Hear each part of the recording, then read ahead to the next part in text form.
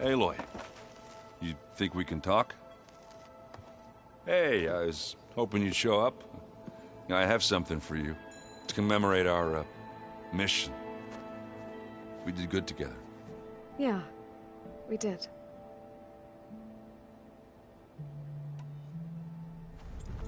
What's wrong with your shoulder? Yeah, it hurts a little. Yeah, maybe a lot. What'd you do? Well, I tried to arm wrestle with Cthulhu. Yeah, maybe that wasn't such a great idea. I was just curious to see if that new arm of his was as strong as it looked. Turns out it really is. I have to go. And I've got plenty of reading to do.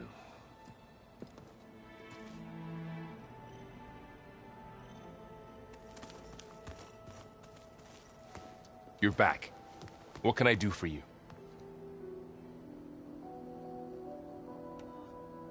How's Aaron doing? Making sure we all hear the tale of Aloy and Erend, striking down the remnants of Dervahl's followers with hammer and bow. It was a pretty good fight. So I've heard. 5 times, actually.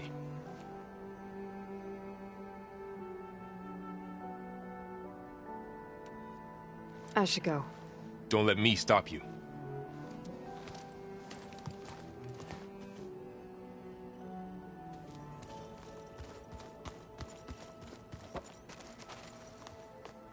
Back again, I see. Anything interesting happen while I was away? Aaron told us how you tracked down the Oseram supplying Regala with machines.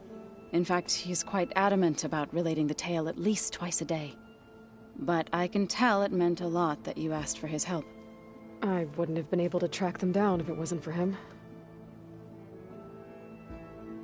Better head out. Very well.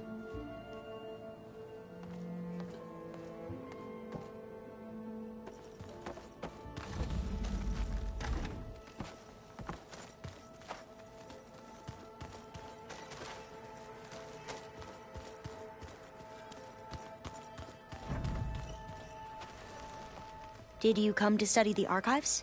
Actually, I was looking for you.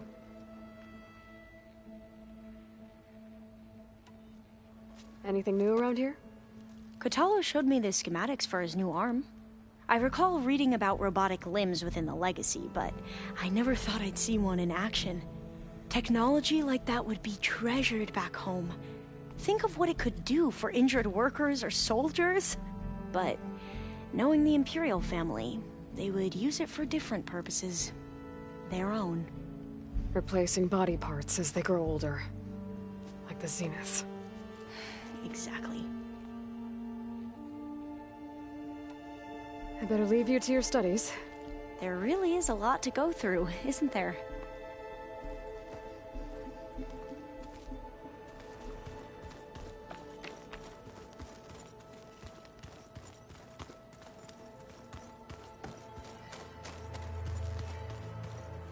I'm back. Good. I bet people are curious about that new arm of yours. None more than our Quen ally, I assure you. She couldn't wait to take it apart and figure out how it works. I gave her the data I used to build the thing, hoping that would satisfy her curiosity instead. Good luck with that. Did Aaron tell you we found the people who gave Regala's rebels the power to override machines? He told me of the battle. I suggested he etch this victory on his fighting arm with one of our inkers. Is he going to do it? He didn't say no. I should go. I'll be ready when you call.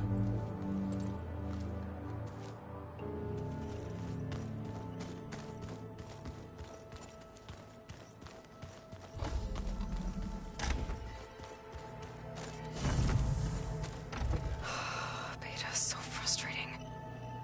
I don't get how she can be so negative all the time. I mean, we're clones of the same woman, and yet she couldn't be more different from Elizabeth.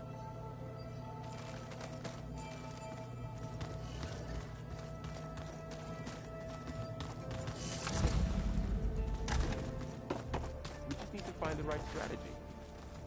Forget it. The man is unbeatable at Machine Strike. His people invented the game. What did you expect? Kotalo can't win every time. Try to be optimistic. Try to be realistic. We're terrible.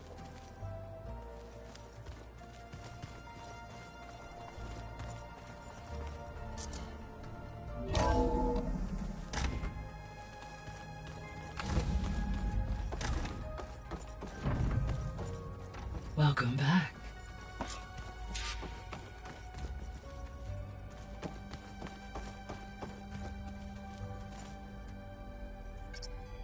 Drone's reconnected now.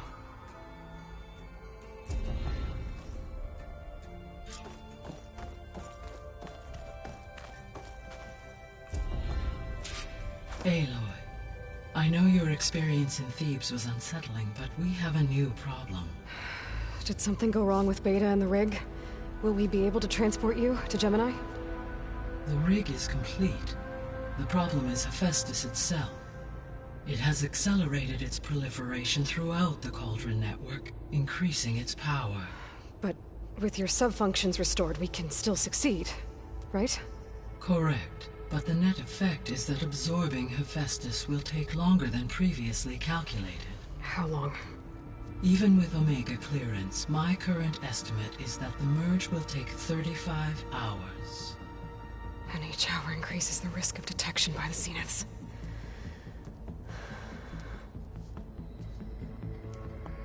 Two cores. Two overrides. What if the merge were carried out by two clones of Elizabeth Sobek, both armed with Omega clearance? How long then? Half the time? Hephaestus would be unprepared for the simultaneous labor of two operators, in addition to obvious synergetic efficiencies. Calculating. It would reduce the merge time to approximately 4.5 hours. Okay.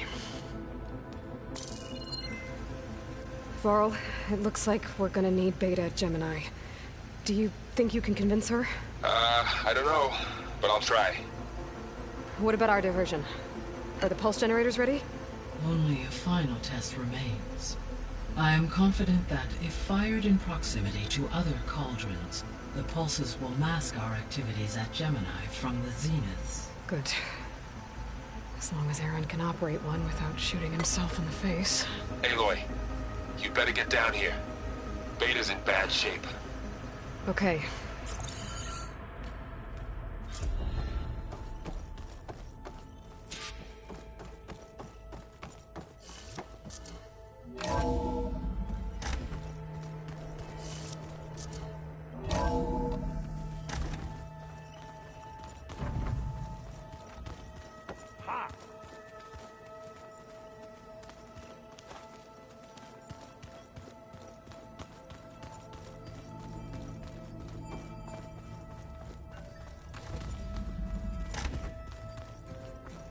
Aloy. I tried, but it's impossible. I don't think anything will convince her to go. We don't have a choice. Good luck.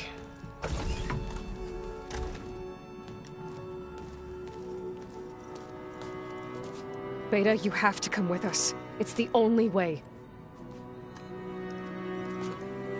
It's one mission.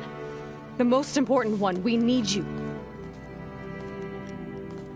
Tell me why you won't go. What if they take me back? Alone, in a cell again. A slave. Forever.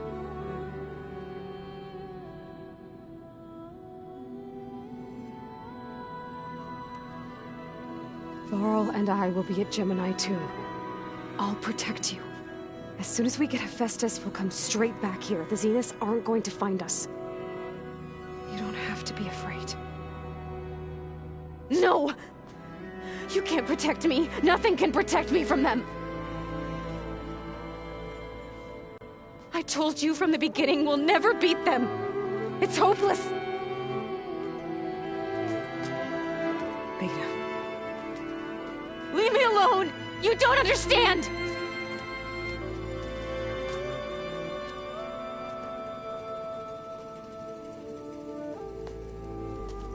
You're right. I don't understand. We have the same genes, the same mind, the same heart. So why can't you find the strength to do what has to be done? Like Elizabeth would. Don't you think I've thought about that? I don't know what piece of Elizabeth I'm missing. I don't know what you have that I don't. I look through all the data from your focus. You were raised as an outcast, shunned, and isolated just like me, so what's the difference? What's my defect?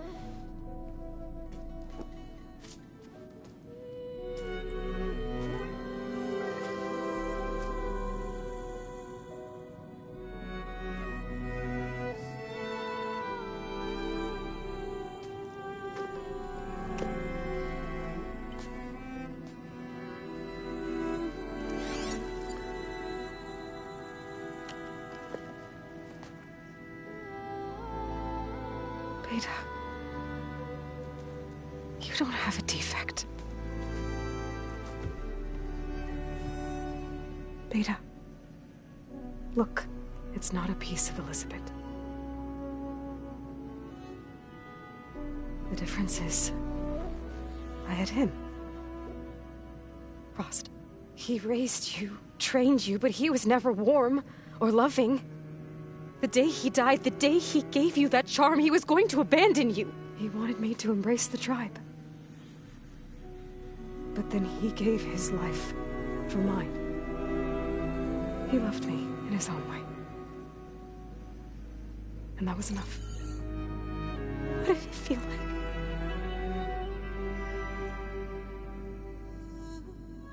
It was like having the strength that was always there. It's still there. Even now I hear him in my head when things get bad. When it looks impossible, look deeper. And then fight like you can win.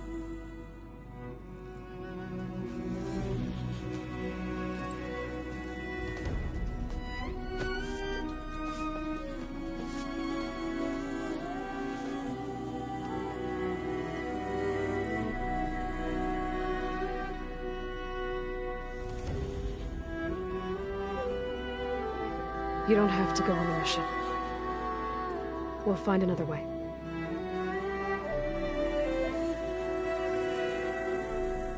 I'll go. You said you'd try to protect me. I believe you.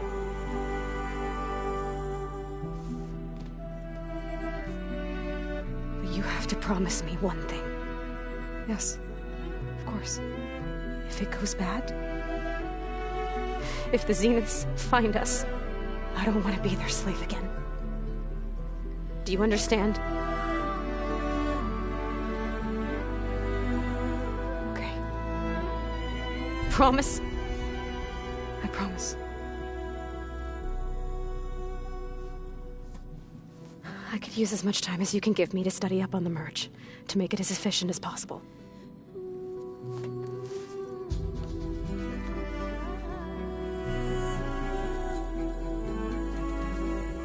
I'll be ready when you are. I swear.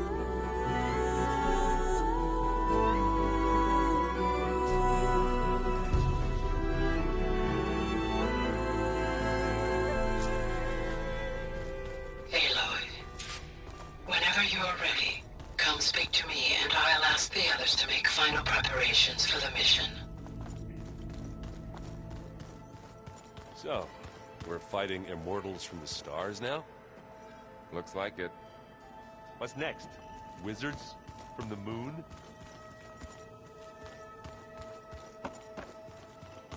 Looks like this room's changed. Is that your doing, Gaia? Yes. I have repurposed the displays to track the cauldrons you have acquired data from. Where'd Katalo go?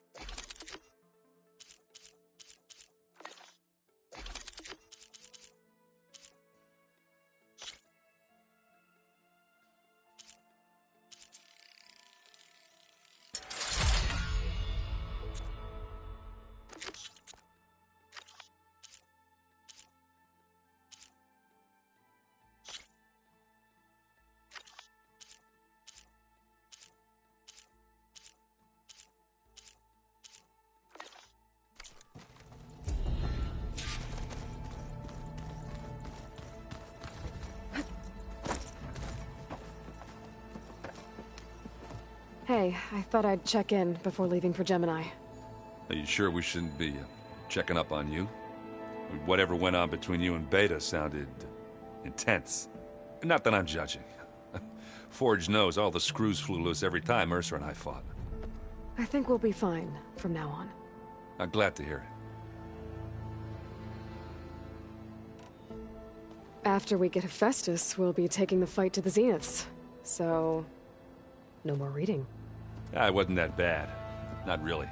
Besides, going through all that data helped me realize something. You know, the soldiers, the ones that fought the Pharaoh machines so Gaia could be built, they were fighting a battle that couldn't be won. Not with all the weapons in the world. I think most of them realized that, whether anyone said it or not. They still did it, though. They bought time for all the eggheads working to save the future. Our future. As long as I can do that for you, I'll consider myself a success. Thank you, Erend. I'm glad you're with me. Okay, enough. I'm gonna get emotional. Anybody take you up on that ale you brought yet? Zoe can't stand the smell of it. I tried Alva, but I don't think she knows what taking a break means. And I'm not putting Varl anywhere near that stuff after that victory party in Meridian. What about Catalo? Now there's a man that can hold his liquor. Pretty sure we downed half a keg. We had a good chat, I think. I should go. Same here. I got a date with a cauldron to prepare for.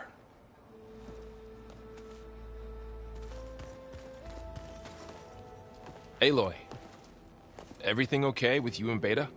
It sounded like you guys had a, lively conversation. We just had a lot to talk about. Does this mean she's coming with us to Gemini? It does. I hope you're ready to rein in the most stubborn AI of all time. That's what all this was for, wasn't it? Hephaestus won't go down quietly. Hephaestus is just a program that's lost its way. We are fighting for our survival. I can always call upon the goddess if you're nervous. Funny. I hope firing off those pulse generators will be enough to distract the Zeniths. It'll work. It has to.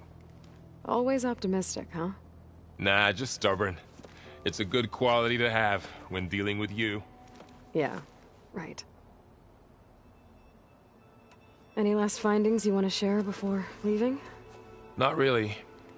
Though I've reached a decision. Oh? When we put Gaia together, I want to return to the Nora. Spread what I've learned. You think they'll listen to you? In time, I believe so. If anyone can make it happen, it's you, Varl.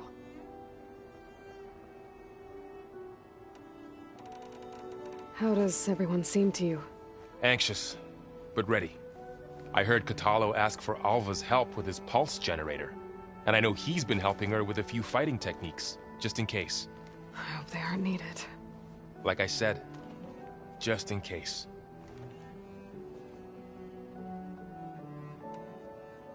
This is it, Varl. To think, it was just the two of us when we first stepped out west. And now we have a team. A good one. This is all because of you, Varl. Yeah, you're right. Smartass.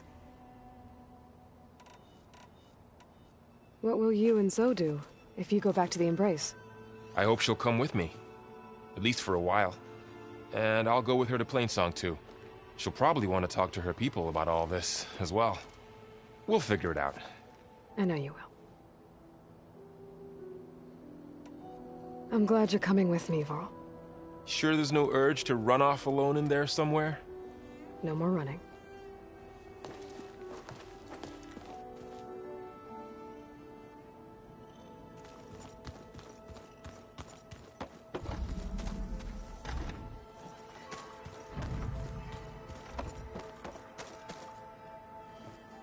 Hey, we'll be going after Hephaestus soon. You good with the plan? I've already got the location of my assigned cauldron. Good. I heard you and Beta had a talk. News travels fast. It wasn't exactly a quiet conversation. There were just things that needed to be said. A healthy crop to those who clear the weeds between them. as the Utaru say. You look like you have something on your mind. We're going to war soon. And war is something I promised myself I'd left behind in the Red Raids. But the more of your data I go through, every voice I hear, every word I read from her ancient past, it makes me realize just how much life was given so that ours could flourish. Fighting for that gift, it's our responsibility. If we fail, it was all for naught. Helps to know you're not alone. For a moment there, you sounded like Varl. I don't know what you're talking about.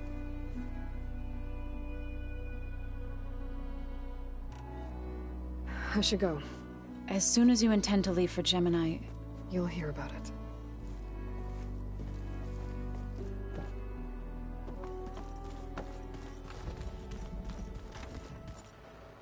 I hope I'm not interrupting. Not at all. I was just studying the pulse generator schematics. The ones Gaia and Beta built. The craftsmanship is remarkable. Is everything alright? It sounded like there was an issue with Beta and the mission. Not anymore. We just needed to talk some things through. To understand one another is to embrace truth. Oh, and if you have a moment, there's something I could use your help with.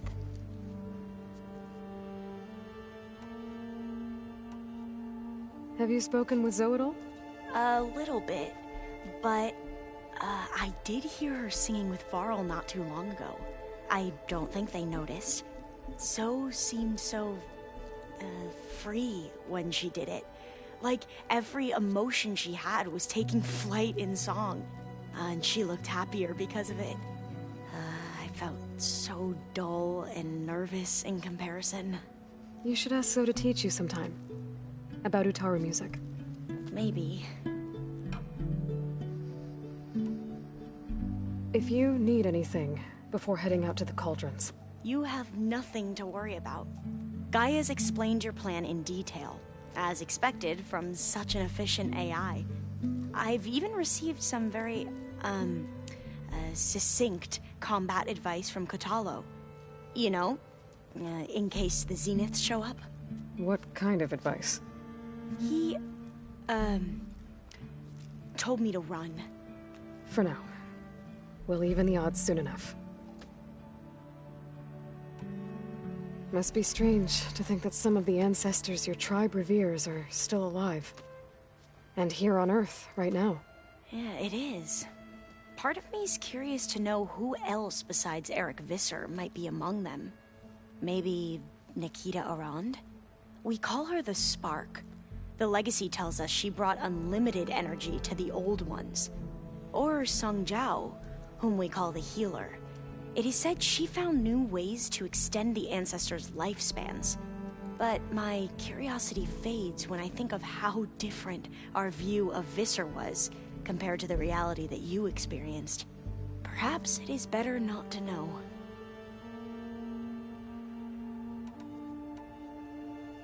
Any more data catch your eye? All of it? I have so much to study up on. Years, actually. I'm particularly interested in the Odyssey. We knew the ancestors had made it to the moon. In fact, we theorized some of them had settled on it. But Sirius is way farther than that. And we thought journeying across the ocean would be the feat of a lifetime. The sheer calculations needed for space travel, it's overwhelming to think about. Even so, the Quen are way ahead of other tribes when it comes to understanding this stuff. Where I grew up, everyone thought that stars were sparks that rose from a fire lit by the goddess to guide us through the night.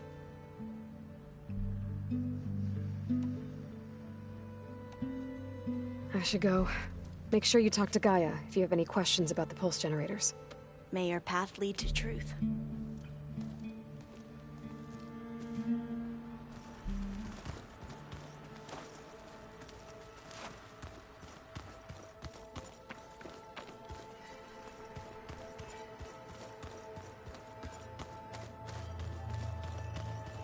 Aloy, Are you well?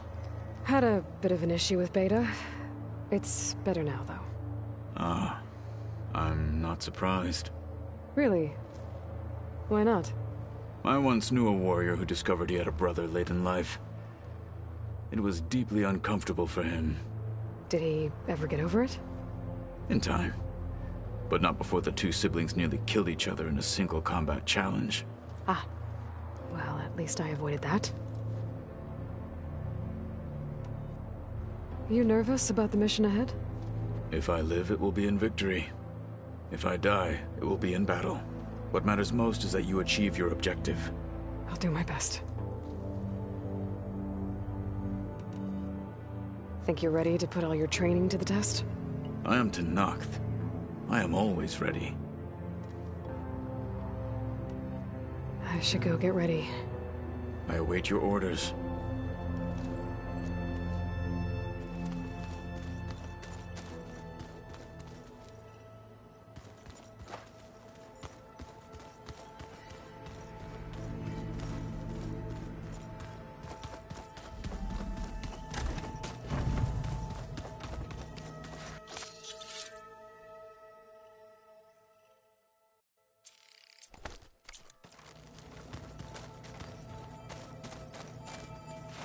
So much of who I am is because of Rost.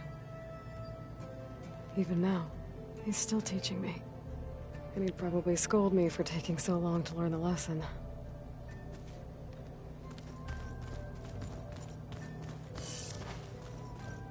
All this time, I've been so focused on what Elizabeth was like, what she would do.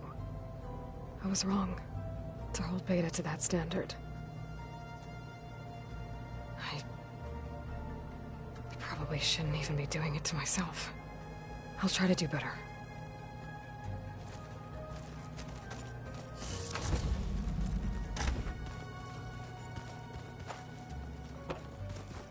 Wow.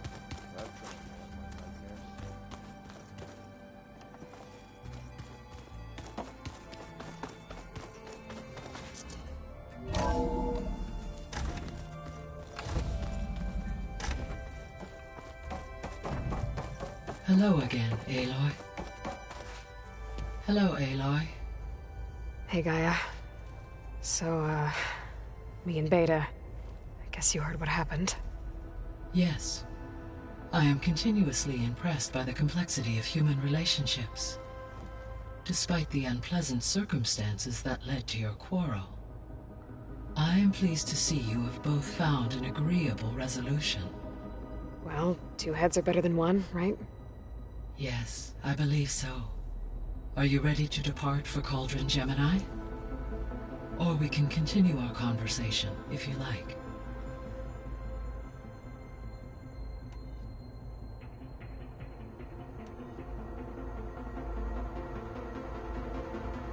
How's all of us settling in? As soon as she arrived, Alva was eager to study the data in the archive. A particular file soon caught her attention. Information about a machine assistant devoted to keeping living spaces neat and orderly. I informed her that once I am empowered with the abilities of Hephaestus, I may be able to design such a machine. I'm sure she'll like that. So, about Beta. I never really saw the difference between us, until now. She's been through so much.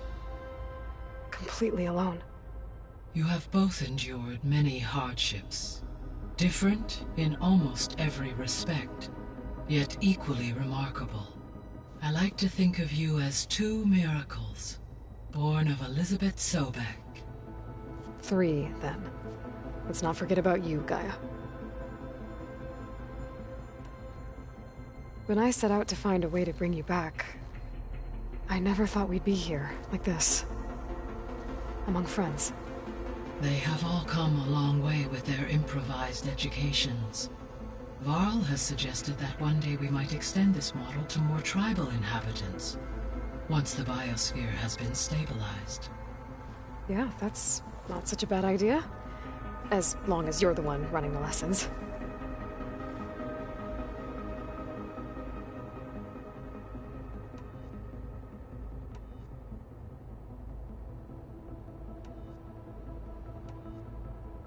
So our plan to capture Hephaestus.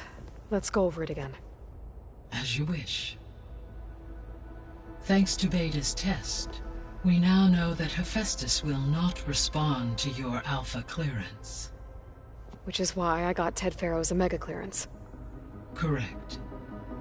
While you were gone, Beta constructed the transport rig and pulse generators. When we get to Gemini, I will need to be installed on one of the facility's cores. The second core is for Hephaestus. Using Omega clearance will allow you to trap it. And then you'll be able to absorb it. Not quite. You will need to manually remove Hephaestus's malicious code before the merge. How long will that take?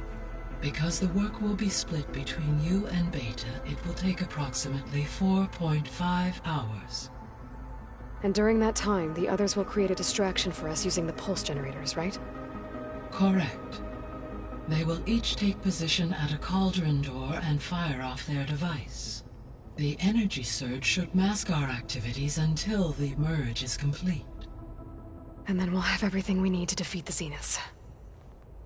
Sounds like a plan.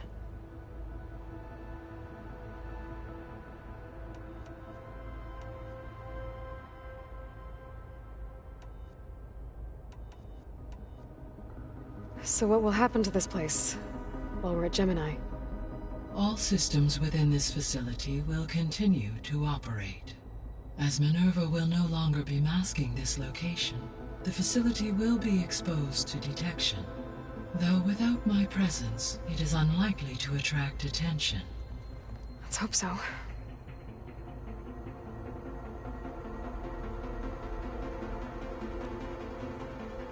So I, found Thebes. What do you think Ted would have done if his life extension treatments had worked? It seems he convinced himself it was his duty to guide future humans.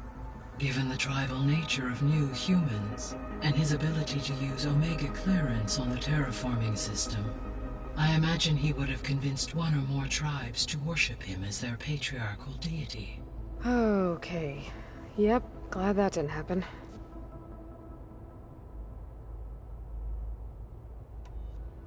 Aside from Gaia Prime and Thebes, there was one other underground facility that was sealed before the Pharaoh Plague reached it. Elysium.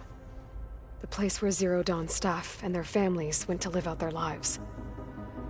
Do you know what happened to it? Elysium was designed to provide life support for 100 years. My data indicates the facility went offline well before then. Did the Pharaoh Plague find them? Unknown. My connection to the facility was abruptly severed.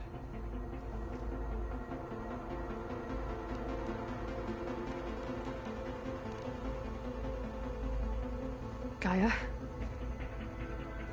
What was Elizabeth like? Her presence is interwoven with my memories.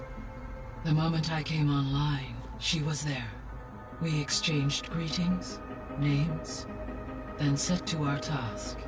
It was the first of many conversations. I enjoyed being in her company, listening to her stories. She was my creator, my guide. Your friend? Yes. When I reviewed the data on your focus, I was saddened to learn of her fate, though I am glad she made it home. I deeply wish she did not have to be alone. She was okay with that. She gave all of herself. Did all that she could. Thanks, Gaia.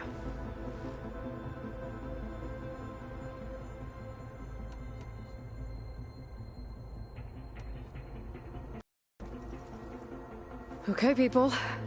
It's time to head out. I'll get everyone together.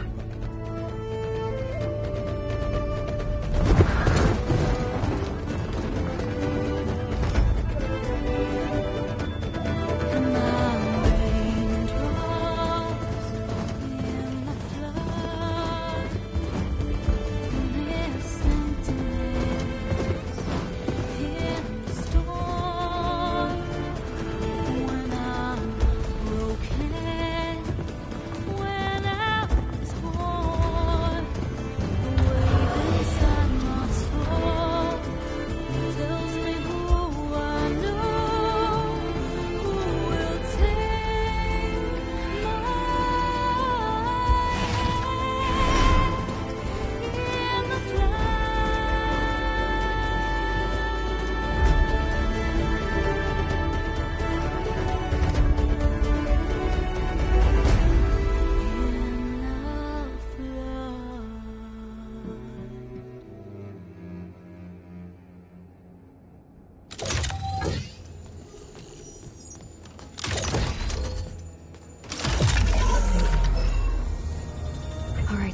Connections in place.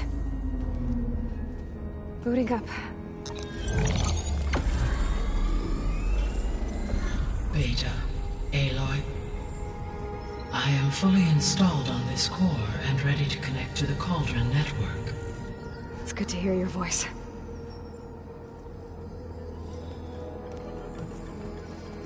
Errand, everyone. Fire your pulses and sound off. I'm at my cauldron. This thingy, it's blinking. Did I do it right? In position at my cauldron. My pulse generator is blinking also. That means they're working. I'm in position, and mine is too. Mine as well. Okay. Radio silence until I give the all clear. Signing off.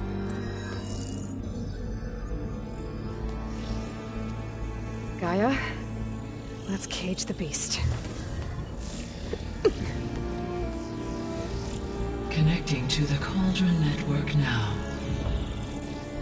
Elizabeth Sobek, Alpha Prime, activating Omega clearance.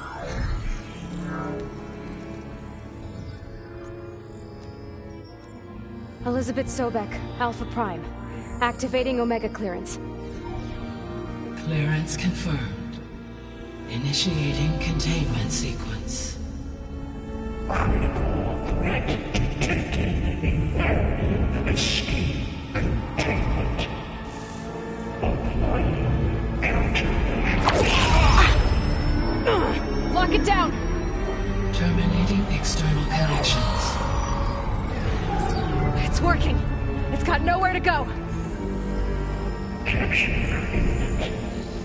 Initiate contingency 13F. Wait, what's that? Malware detected. Attempting to compensate.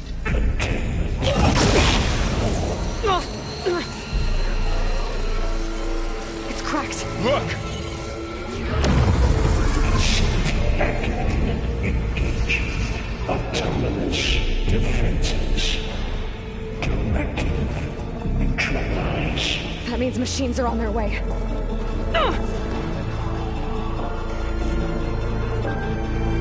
Get ready! Here they come!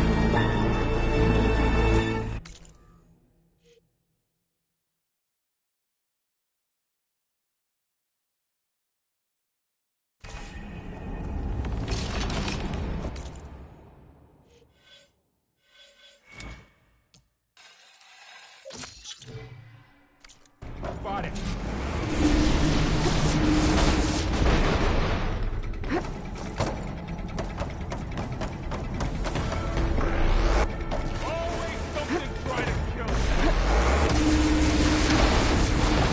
Stay back!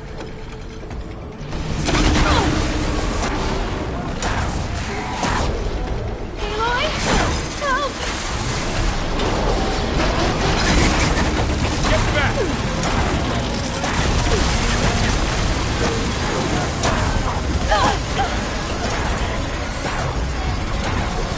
Over here, you!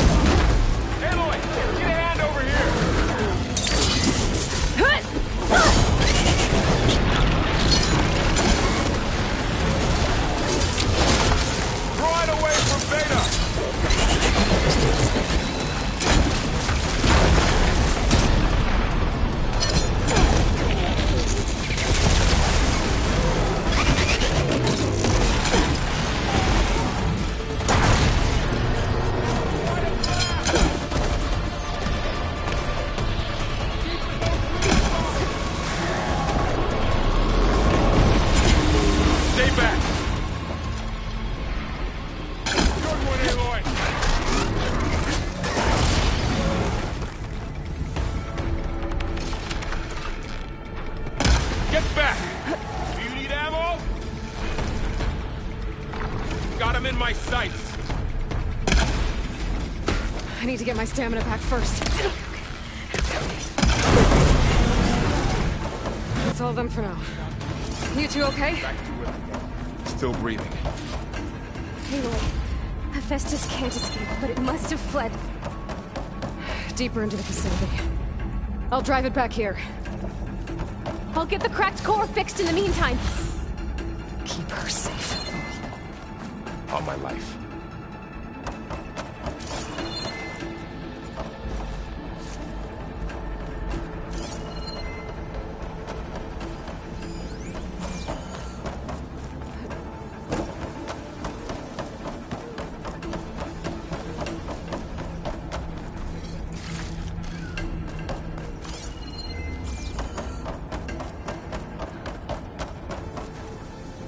He's on me.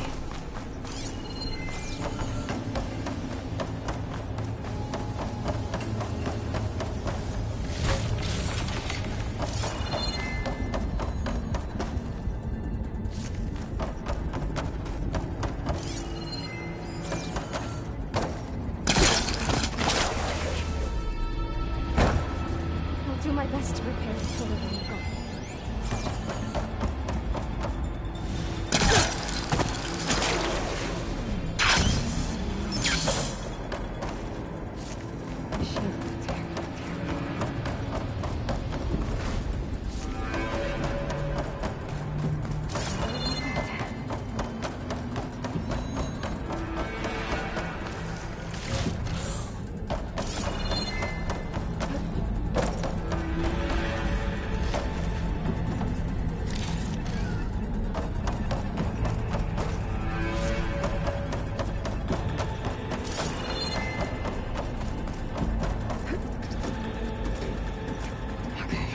Chase after Hephaestus.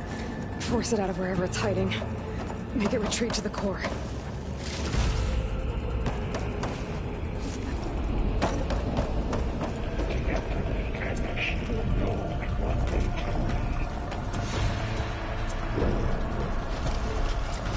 No, you don't, Hephaestus! I'll find another way over.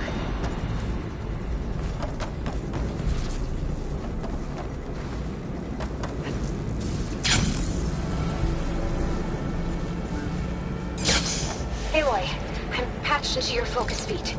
You should know there's a huge power draw coming from the next chamber. Thanks for the heads up. I'm almost there.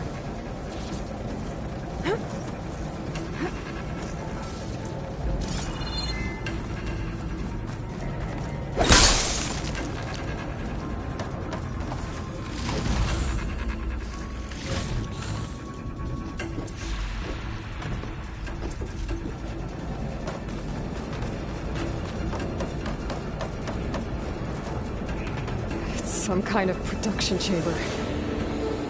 Festus is up to something, all right? What kind of machine is it trying to build?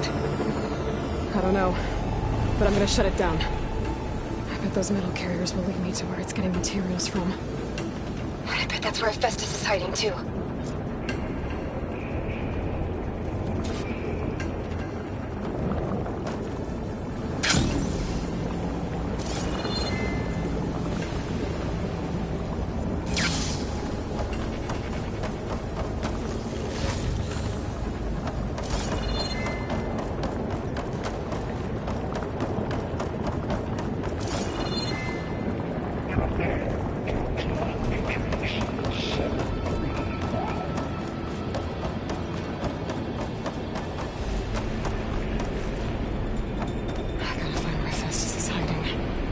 Looks like there are a couple of ways I could go.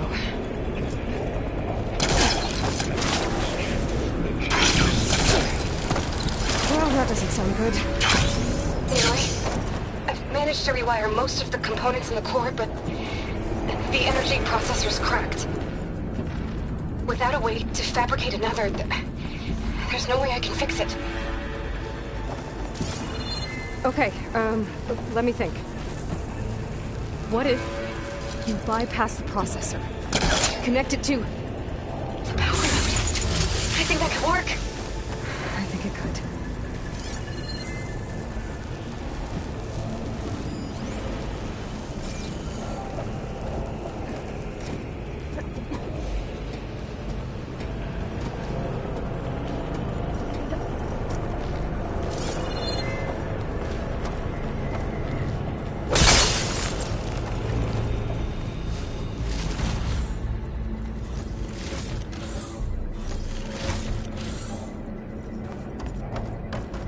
be able to catch a ride on one of those metal carriers.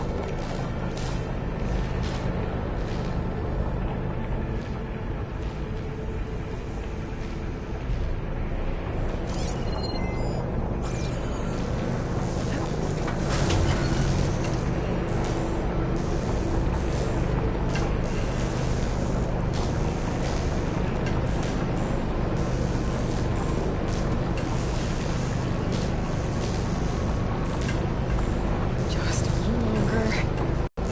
Okay. I'm gonna drive Festus out of here.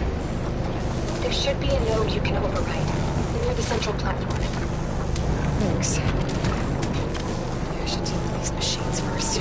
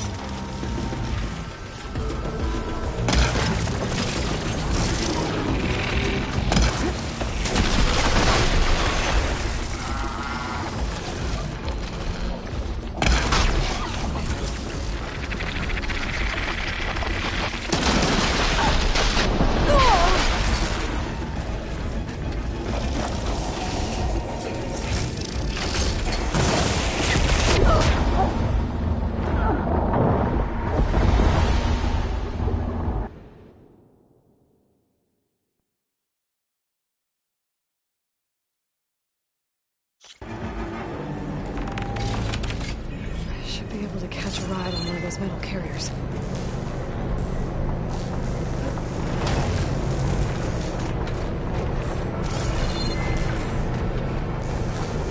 Those machines are in a hurry.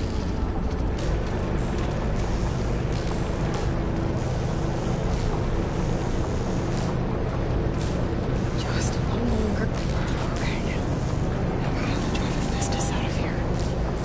There should be a node you can override, near the central platform. Thanks. Maybe I should deal with these machines first.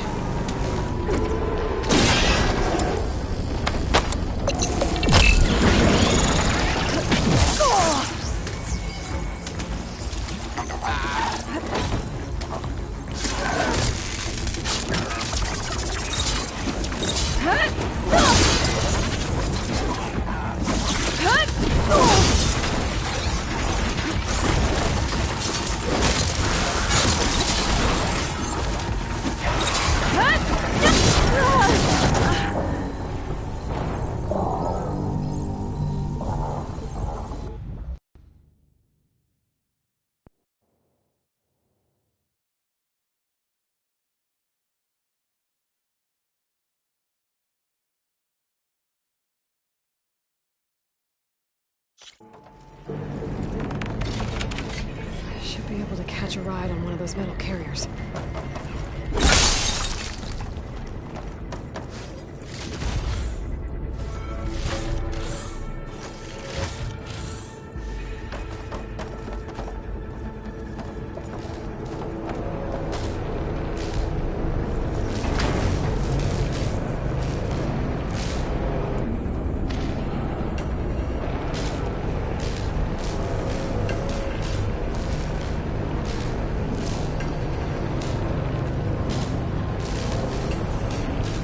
Just a little longer.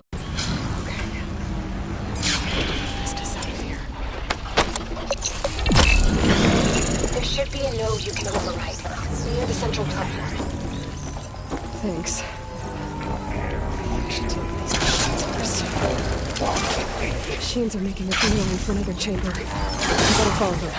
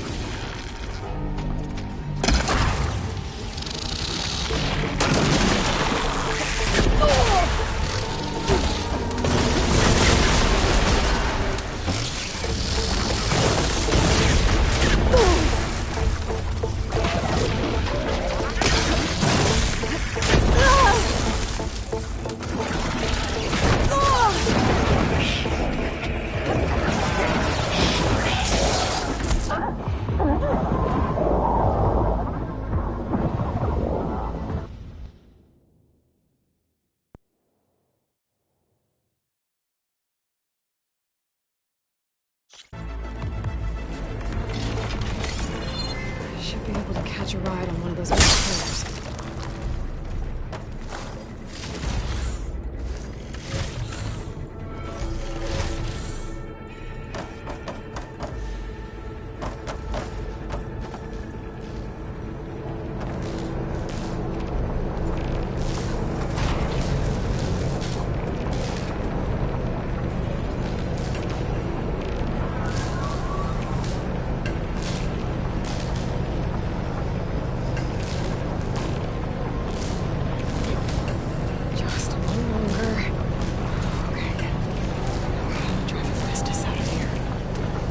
Should be a node you can override near the central platform. Thanks. Maybe I should take these machines first.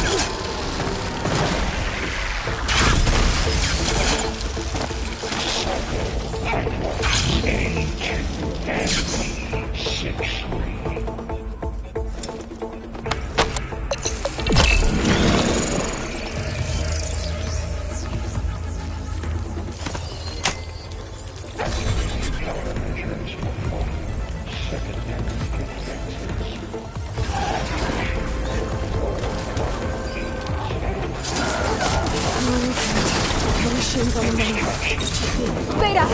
Asbestos has locked me out of the node. Any ideas? I'll see what I can do.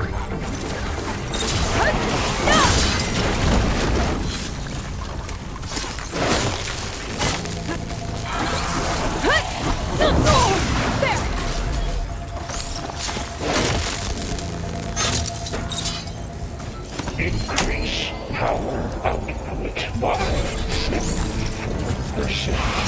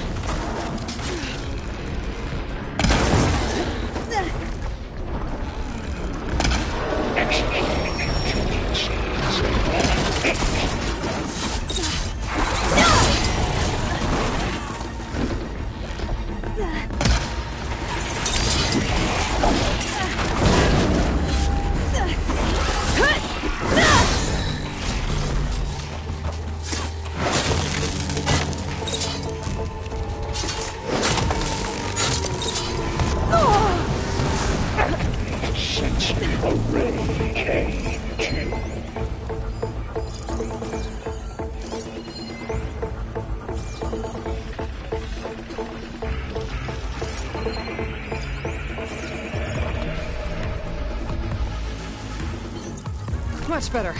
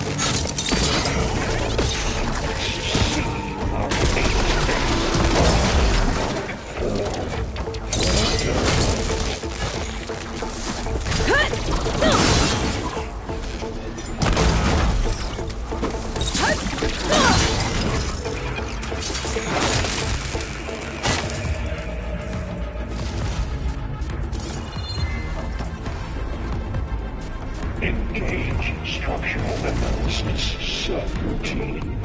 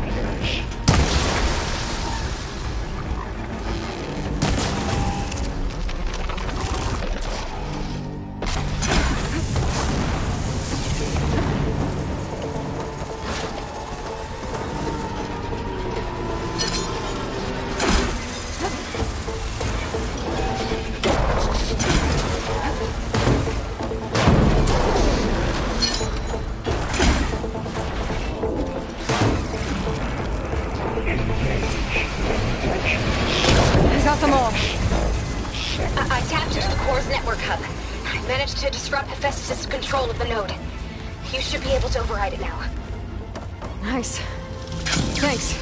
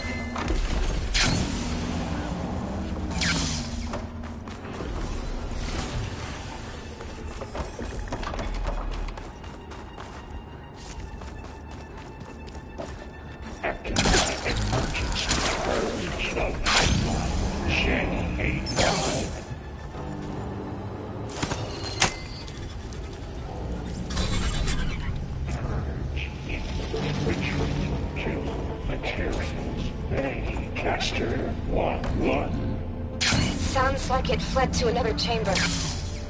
Well, I better not get comfortable. Energy containment failed. Safes overrun. Great. Hephaestus covered the floor with lightning. I gotta find a way over it. Aloy! More machines keep coming! Please tell me you're getting close! I'm working on it. I've been smashing through a lot of machines on my side, too. I guess Aaron's missing out! Aloy, I'm making progress on the bypass, but I need something to hold the cycling module together. Maybe a ligament from one of the machine carcasses? Right. Or some luminous braiding. And you could reinforce it with a conversion cylinder. For increased connectivity! I think we can do this, Aloy.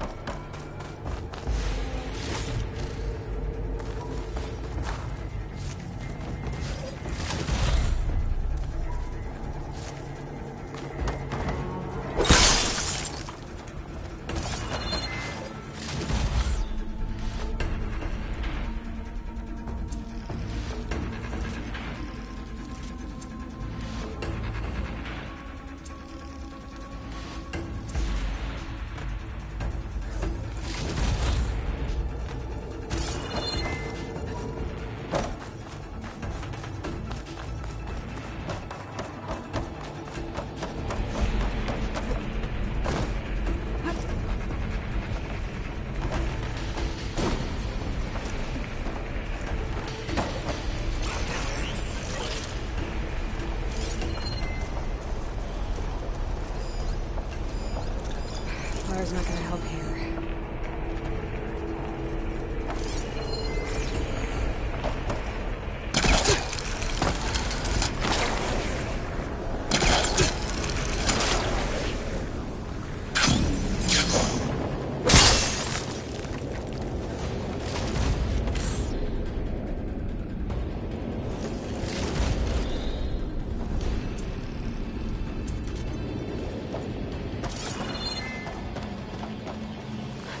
Catch a ride on the rail. Go over the shield.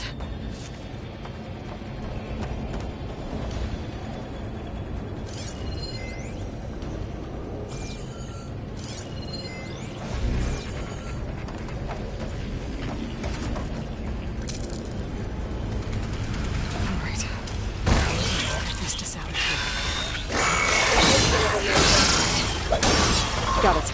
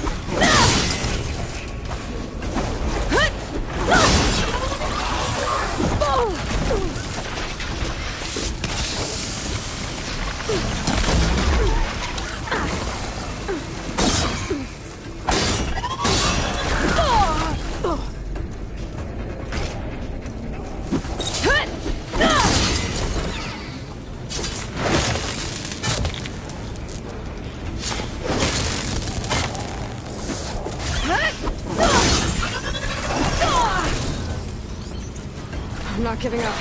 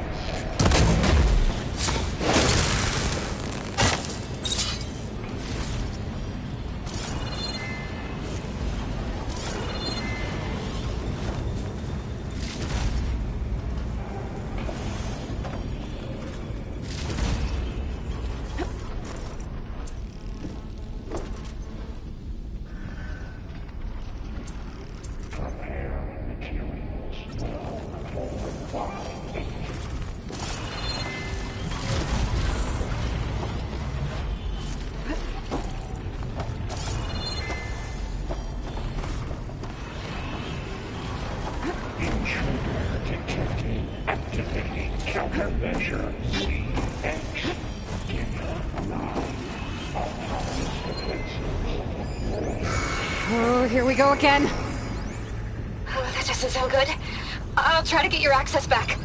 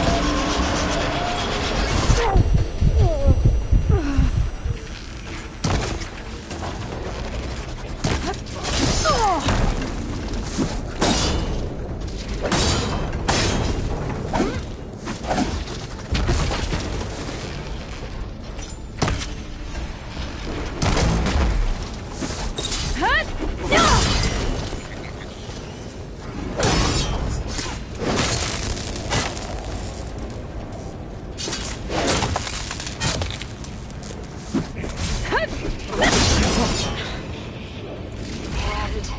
there. Node access restored. Now you can override it. Good work. You did the heavy lifting.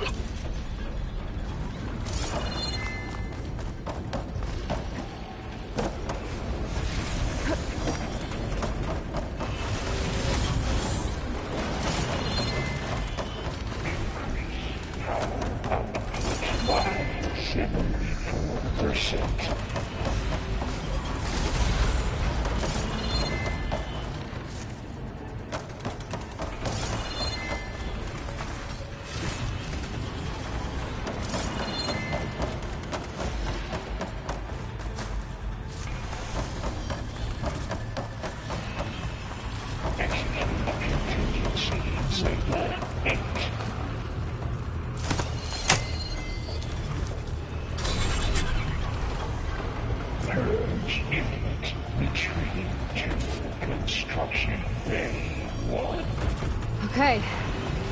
This is running out of places to hide. Namely, I just registered a huge energy surge back in the production chamber. Something big is happening. Here too. Everything's glowing. Machine Hephaestus was building. It must have finished it. It's powerful, whatever it is. I'm almost done with the core repairs. Should we come to you? Maybe I could distract the machine. No, Beta. Just stay where you are, okay? Handling the machine's my job. Okay. Be safe.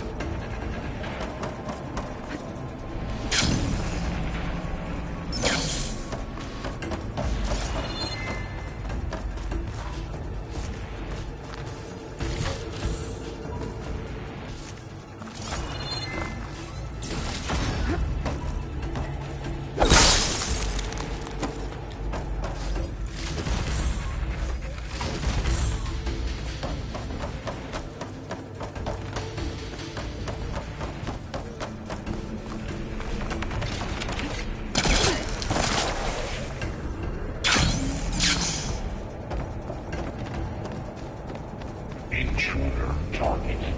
Lot 1. Capture Cauldron. Infiltrated Cauldron. Usurped Cauldron Iota. Seized Cauldron G. Disrupted Cauldron Kappa. You are a violation, but no more.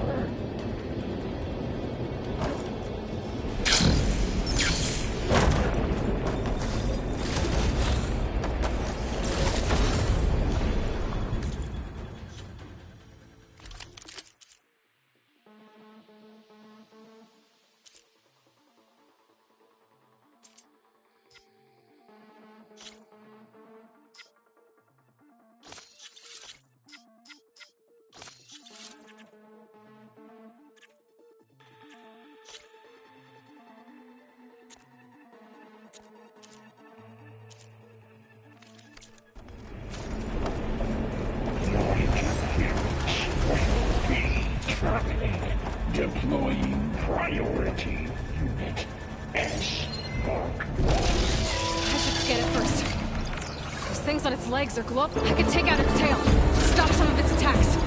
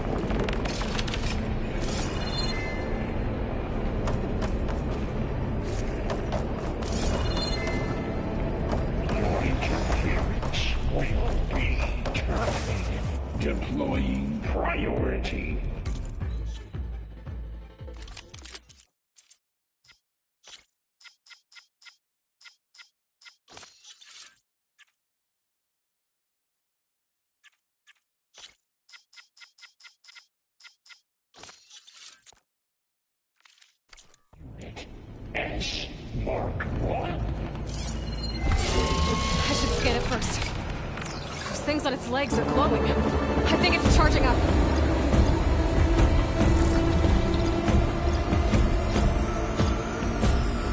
I can take out its tail. Stop some of its attacks.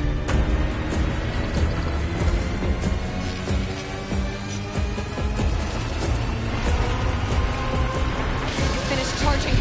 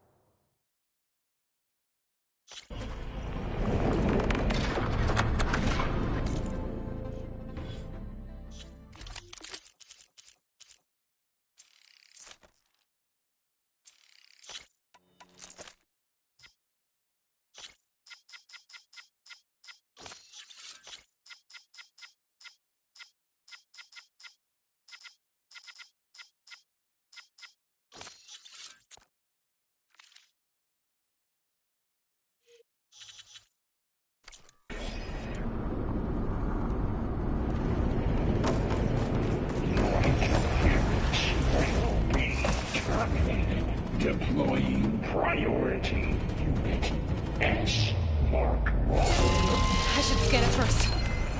Those things on its legs are glowing. I think it's charging up.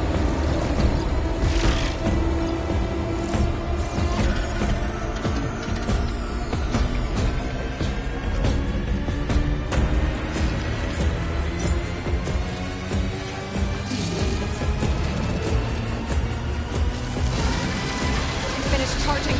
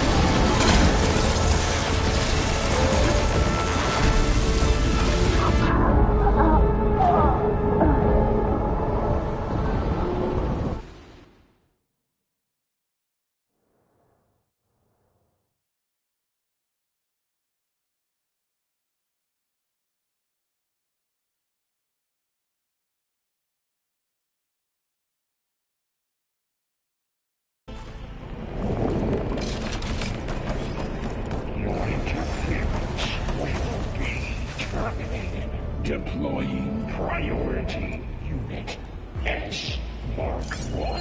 I should scan it first. Those things on its legs are glowing. I think it's charging up.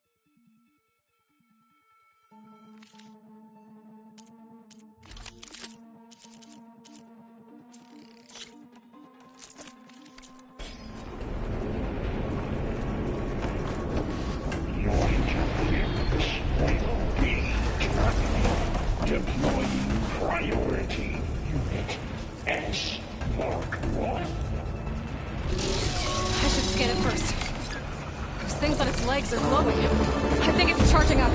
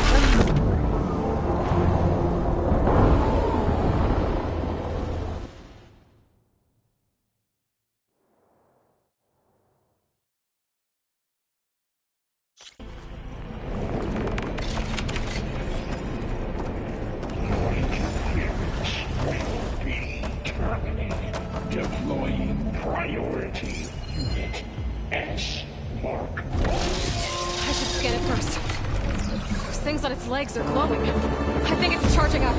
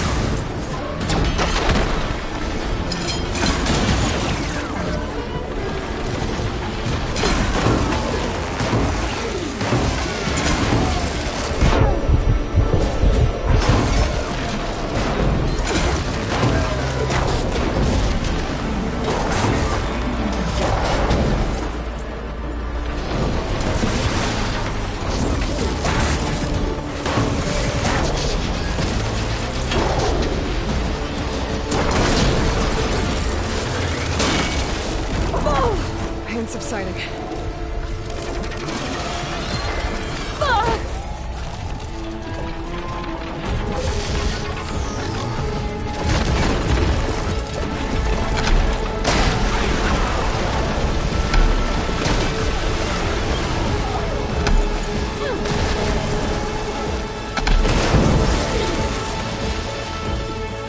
It's charging up again.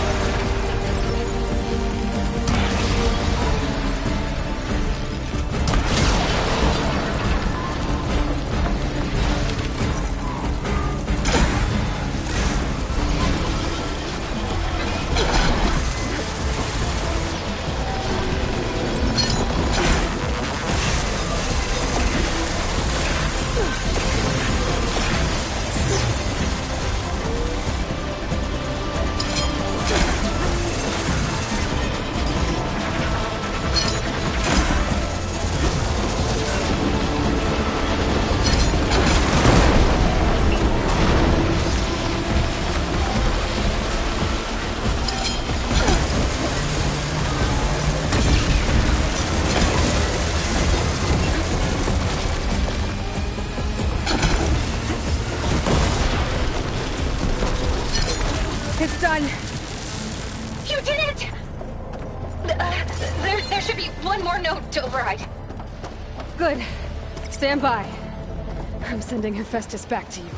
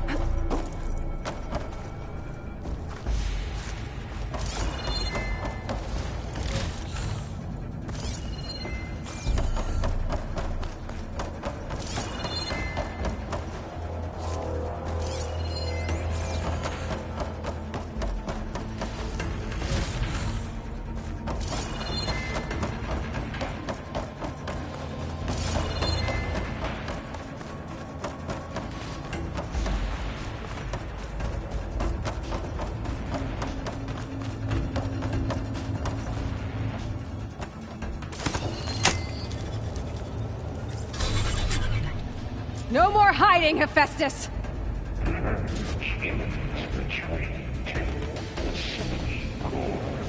Got it! Hephaestus is back in the core! Make sure it stays there.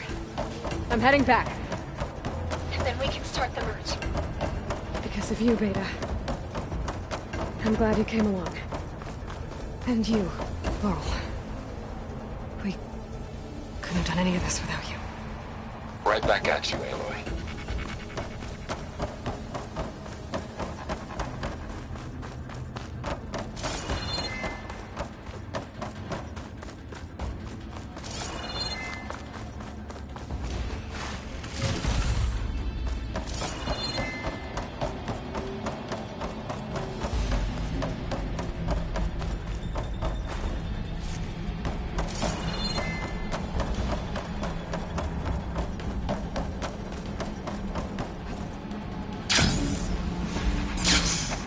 Aloy, the bypass is done. The core is stable. Hephaestus is 100% contained. And we better get started with the merge. It's all set up. Gaia, establish the link, please. Done.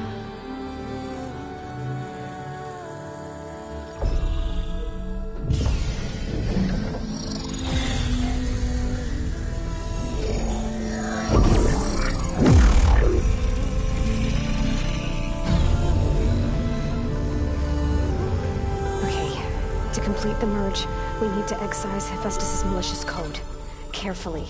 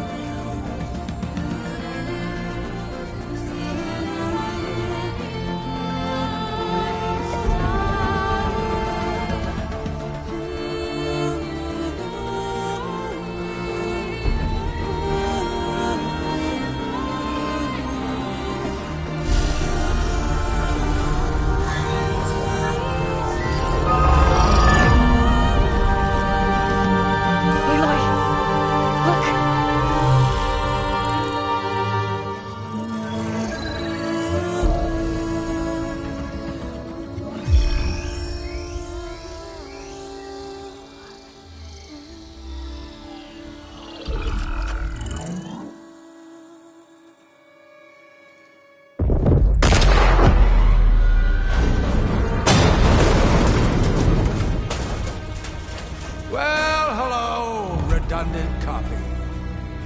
You cost us quite a lot of time.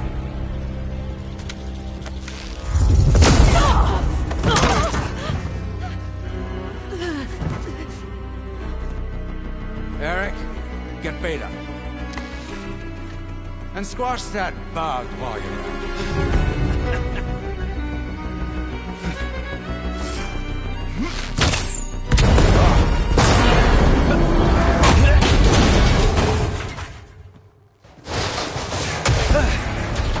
Ooh! Get behind me.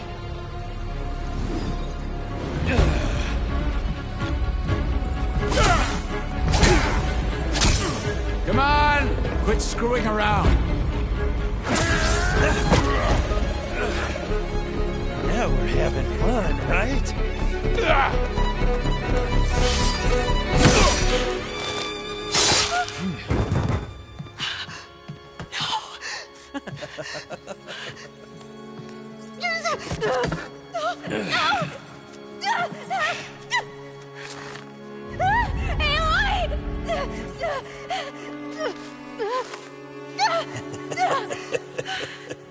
Finally. Tilda, get Gaia and Hephaestus ready for transport. Tilda! I failed. Hush. All is not lost. Tilda! What the hell are you doing? Stop her! I can't even see her!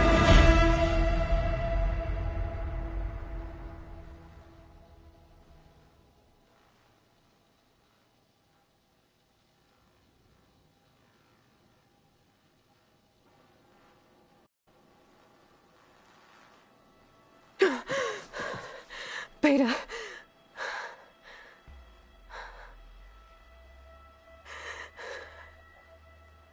Varl.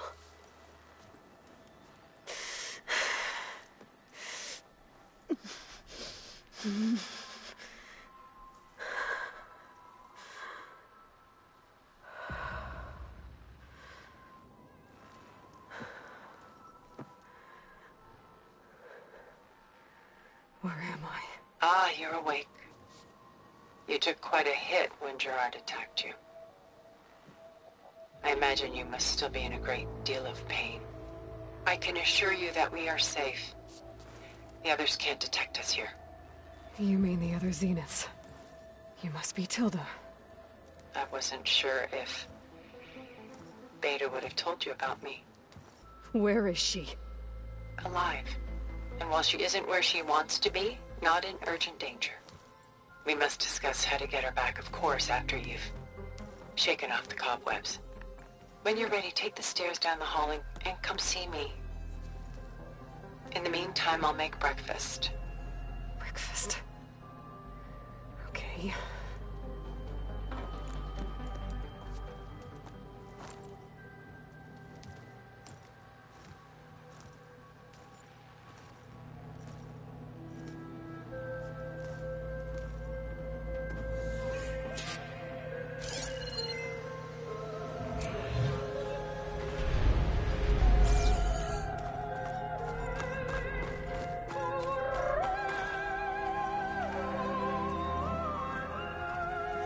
What is all this for? Some kind of survivor bunker?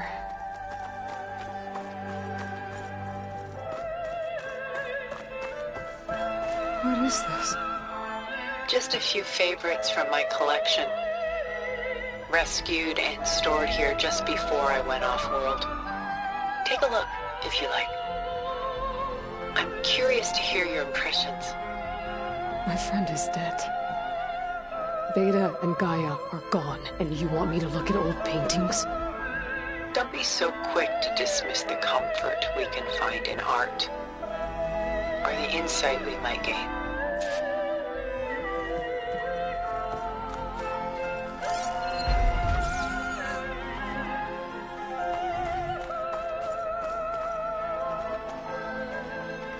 My favorite pairing on the left is Woman Reading a Letter by Vermeer, a true master.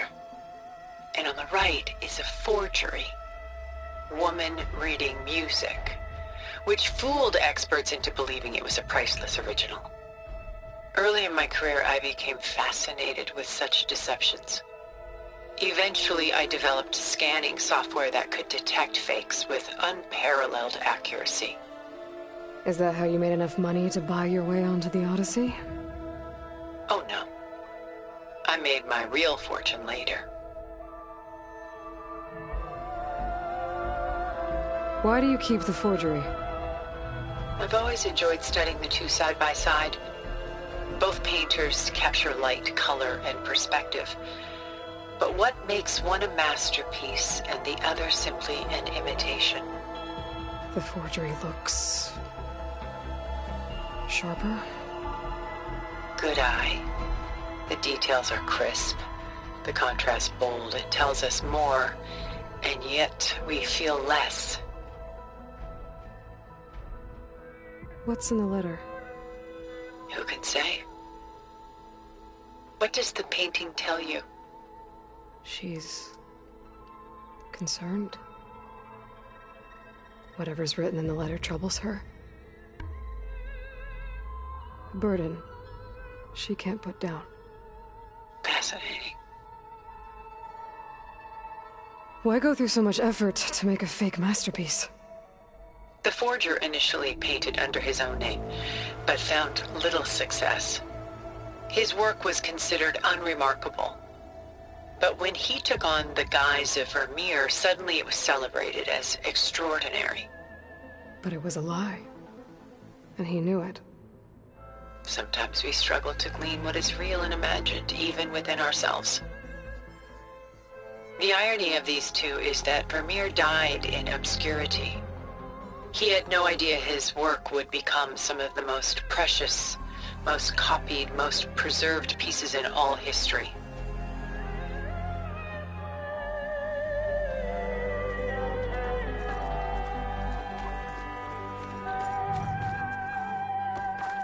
Selene and Endymion. She's the goddess of the moon, whereas he's a simple shepherd. Beside her is the god of love, Cupid. So she's... sneaking up on him? More like visiting him in secret. The torch that Cupid bears represents Selene's undying infatuation with him. Though the two must remain apart, her love will forever burn. And why can't Selene and Endymion be together? Selene took a vow of chastity, promising to never take a lover. So when she fell in love with Endymion, she could only visit him at night while he slept. But then wouldn't she be breaking that vow? Think of it as a forbidden love. Though circumstance keeps them apart, still they find a way to come together, however briefly. Aren't Selene and Endymion cold? Perhaps we should move on to another piece. Shall we move on?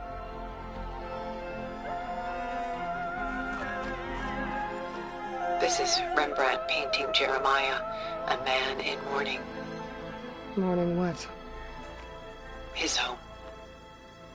The ancient city of Jerusalem. He foresaw its impending doom, but could do nothing to prevent it. So instead, he saved its treasures from destruction, just as I saved these works. You could say we're kindred spirits. About Jeremiah.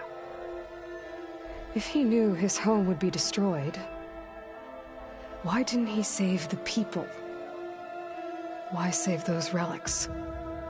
He tried, but no one would listen to his warning, so he saved what he could. But how did he know? He was a prophet. He saw an army invade and destroy the city in a vision. So it's more like he calculated which side would win a battle.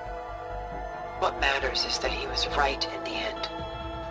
If not for him, all those wonders would have been lost forever. At least this way, some part of his world survived. You know what I like the most about this piece? Even though he's the sole survivor, his home in ruins, left with only the remnants of his world. The light keeps the shadows at bay. There's still hope. Precisely. Take as long as you like.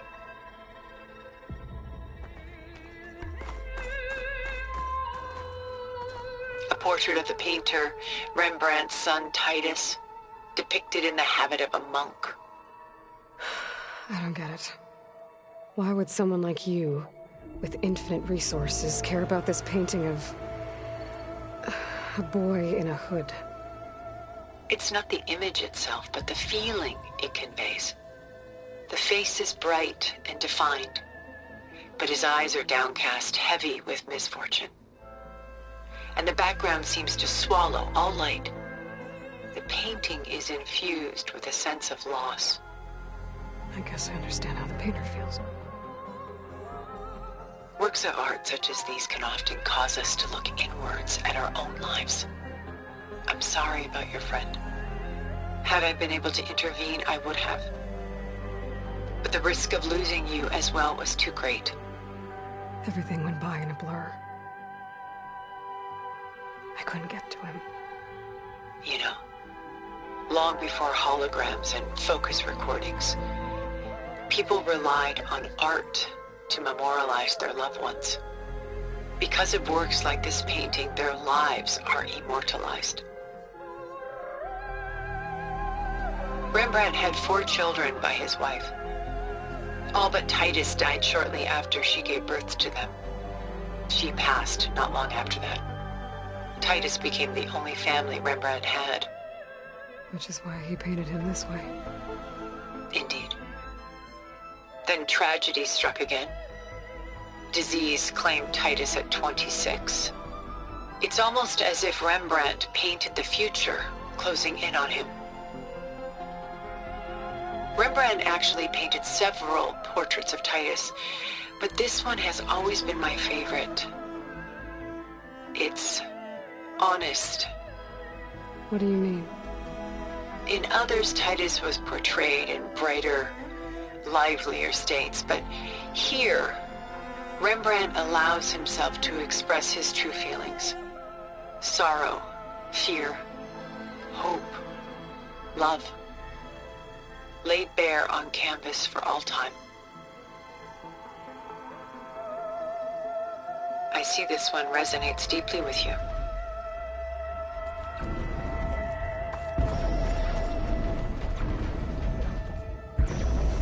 Rembrandt's The Night Watch, by far the most famous painting my homeland ever produced. It was commissioned to honor a militia made up of influential citizens. I guess you must have been an influential citizen. In my day. But not as influential as you've been in this new world. The militia. They look disorganized. Where others painted such scenes in a stiff and stationary manner, Rembrandt chose to show them in action, preparing to march. He wanted them to feel alive. You can almost hear the commotion.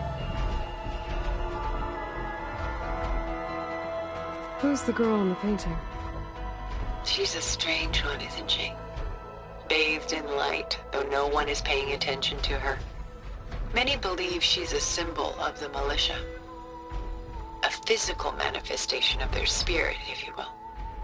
But she's not real? What's real in a painting? She's meant to represent the militia's virtue and victory. But I like to think they underestimate her. She looks as if she's seen something. What does she know? What secrets does she keep? There's so much detail to take in, isn't there?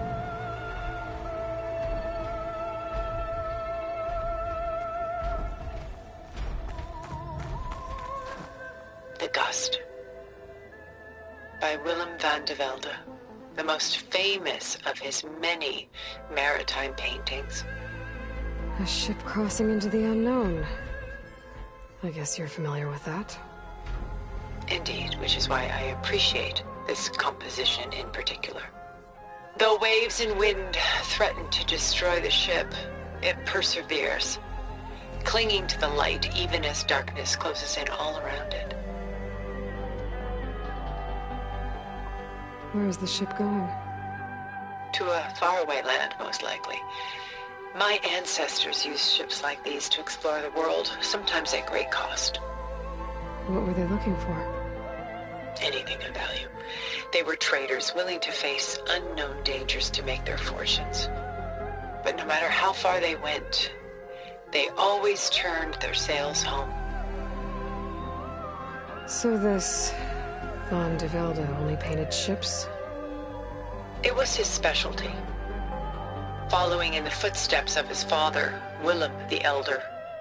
The two had quite a journey of their own, taking them all the way to the court of a foreign kingdom. Did they ever come home? No, but eventually their lives' work did. Take your time.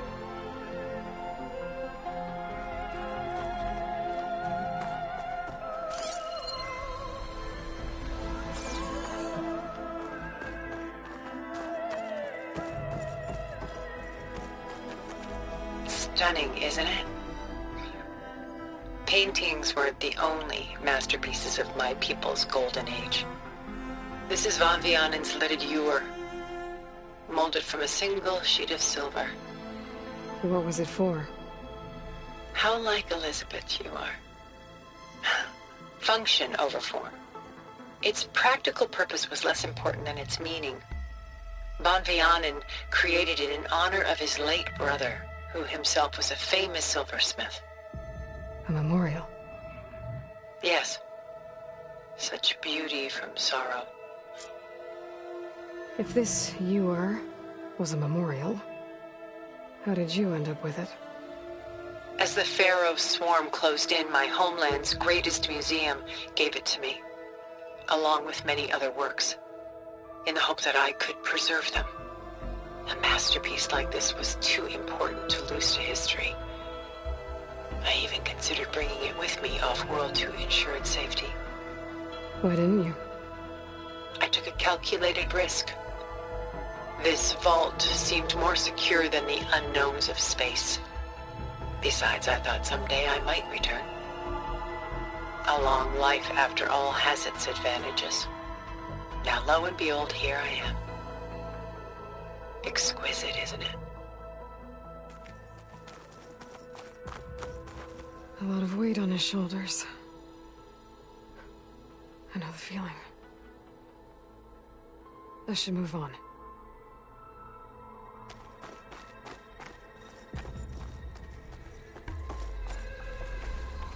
She's pulling out her own hair. Out of madness, out of grief. It's hard to watch her suffer. I should move on.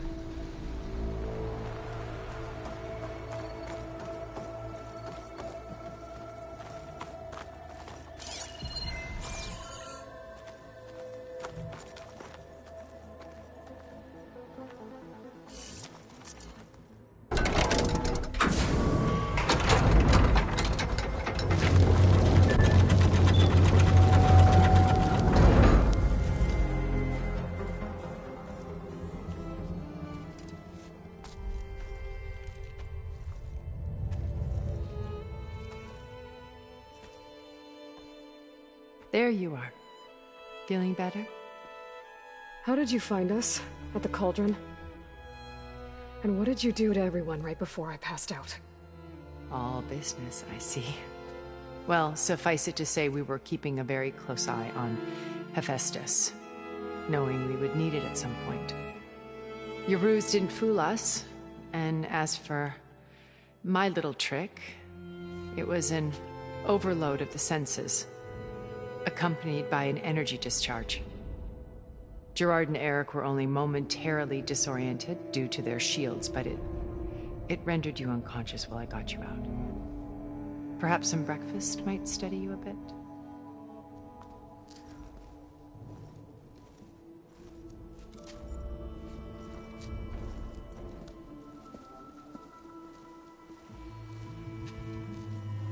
This was your house. The one you recreated for Beta, in the data channel you shared. How perceptive of you. Please, this way. After everything your people have done, you think I'm just gonna sit down and have a chat with you? They're not my people. They never were, and especially not now. You shot off into space with them. And lived with them for 1,000 years before coming back. So what made you suddenly turn on them? Quite simply, this. My old focus. You repaired it? But that means you've seen... incredible things. What you've accomplished in 2 decades of life.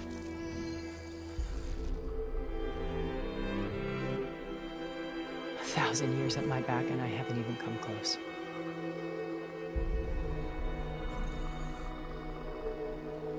I'm sorry if I invaded your privacy, but I had to. In order to understand. To be enlightened. You truly are Elizabeth's blood. With her drive, her sense of mission, her integrity. Watching all this shamed me for the company that I've kept. Having seen it, all I want is to help you. Even if it means stopping your friends? Especially so. Please, sit down.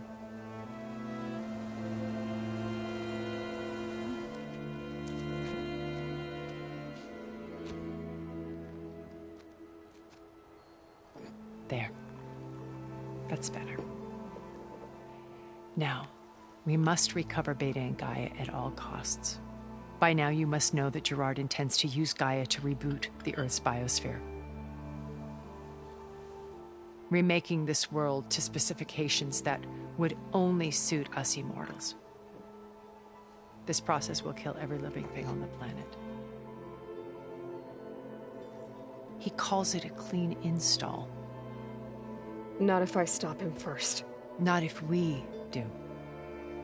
And once he and the others are gone, we can work together to fulfill Elizabeth's dream. I'm sure Beta told you that there's a build of the Apollo database on board our ship. A complete collection of human knowledge. With that and Gaia, we could do everything Elizabeth wanted. Heal the biosphere, educate the people of this world, uplift them. Create the world she imagined. Let's not get ahead of ourselves. From what I've seen, your friends are invincible. I do wish you would stop calling them my friends. And they're not invincible. In fact, a friend of yours has found a way to defeat them. Silence. Oh, he's been a busy bee, building an army powerful enough to crash through Gerard's precious base. Yeah. Regala and her rebels. Even now she's preparing a final march on the Tenakth capital. When she wins, she'll have the entire tribe under her control. Hundreds of warriors and machines to throw at the base. She's been duped. They'll all perish, of course. But it should be enough to break Gerard's defenses and allow Silence to kill him. Along with all the others. Using the new weapon he's developed. Yes, he's found a way to circumvent our shields. Truly an exceptional man. He's planned for everything. Except you and me. You see, while his army is battering down Gerard's doors, you and I will sneak in through a back way. One that only I know about. While Silence and my friends are busy battling each other, we'll take back Beta and Gaia. I told you I want to help you. I mean it.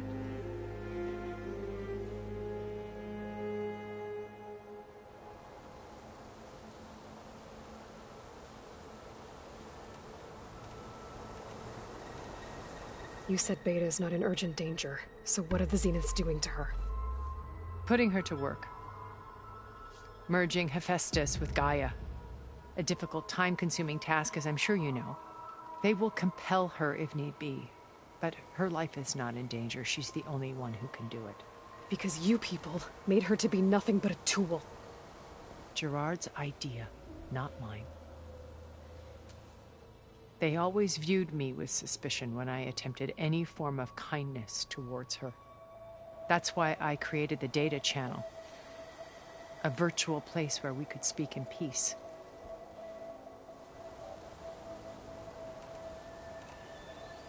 So this channel you shared with Beta, none of the other Zeniths ever found out about it? Gerard believes he's the most cunning of all of us.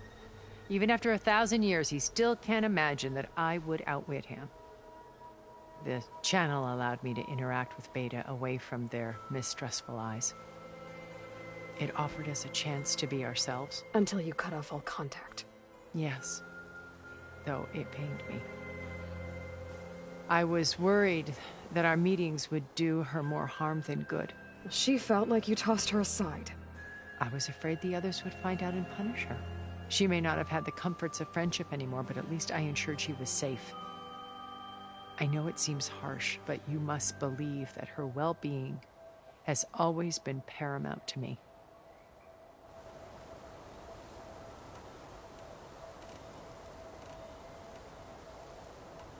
Why did you make the data channel look like this place? I built this house as a shelter to weather any storm. A safe place. Not just for me, but for the art stored below. Cultural artifacts of incalculable value. Truly some of the greatest achievements of human civilization. And you wanted Beta to see them? Yes. Her upbringing was so cold and technical. I thought if she could experience Vermeer and Rembrandt, it would bring something else into her life. A heritage every bit as valuable as the scientific and technical data being drummed into her. I'm sorry I had to cut off contact, but I'll never regret sharing this house with her. She needed its shelter even more than I did.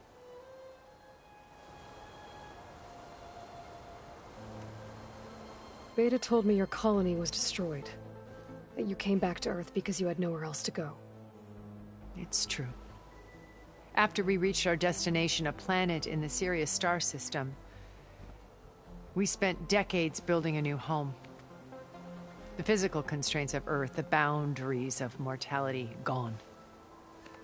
To think of what we could have done with it. It might have been a utopia. Instead, we stagnated, absorbed in effortless comforts and virtual realities. It took a cataclysm to finally yank us out of our stupor. What happened? A massive geological event. We knew of instabilities in the planet core, but we underestimated them. By the time the collapse was upon us, it was too late to stop it. Only a few of us made it to the ship in time. We set course for Earth, the only safe harbor left to us. Which you decided to make unsafe for anyone else. Not me. Gerard. He believes it's better to wipe the canvas clean than work around the smudges. No more primitive tribes, no more combat machines, only a blank slate to do with as he pleases. But we will stop him. All we have to do is get into that base.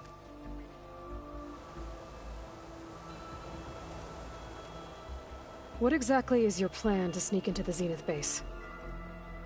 We will make use of a lesson I learned from an early age. Always know your exits. In this case, a place where Gerard's new construction meets the ancient foundation, a passage that only I can access. When Silence flings his army at the base, we will enter through this back door, bypassing most of the fighting. The distraction will provide us with a window in which to rescue Beta and Gaia. Once we're inside the base, where will we find Beta and Gaia? Here in the command center. By then, Gaia will have been reunited with all of its subordinate functions, including Hephaestus. What about the alpha build of Apollo on your ship? A simple matter of recovery once the others have been dealt with. With that in hand, we'll have everything we need to make this world as it should be.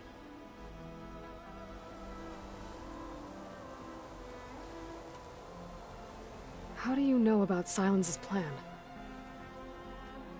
He isn't the only one adept at spyware. You hacked his focus? No, he's too careful for that. But his subordinates? Not so much. He gave additional focuses to the tribals he branded the Sons of Prometheus. The ones working with Regala. By tapping their focuses, I learned about most of his dealings. The distribution of override technology, the arming of Tanakh rebels, and the secret pact with Regala to attack Gerard's base. But how did he come up with a weapon that can take down your shields?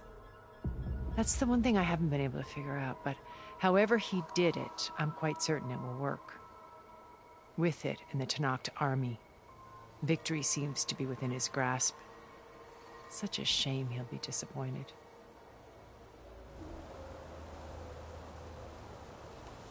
Regala's only interested in killing Hekarro and waging war on the Karja. What does she have to gain by attacking Zeniths? It's the price she must pay for her war. Without the ability to override machines, her little rebellion would have languished in the desert. So she trades with the Sons of Prometheus. Machines to help her overthrow Hekarro. In exchange for an assault on the base. Pride has deluded her into thinking she can actually survive such a battle. And all without ever knowing who the Sons of Prometheus really answer to. Yet for all of Silence's brilliance, still he underestimates you. That blind spot is what will allow us to take Beta and Gaia right out from under him. While hundreds of Tanakh are cut down outside.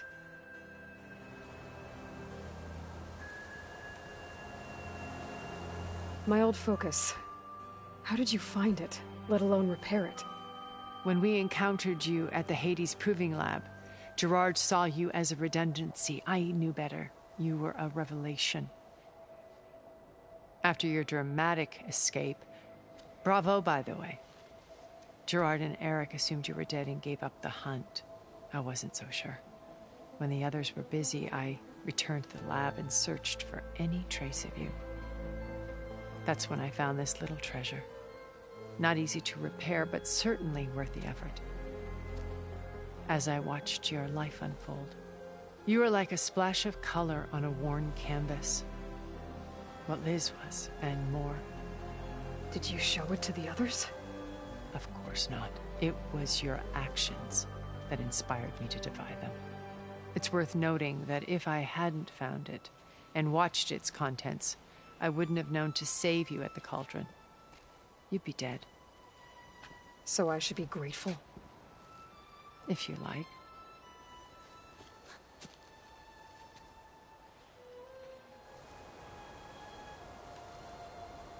So you know all about me. What about you? What would you like to know? Well, start with your life on Earth.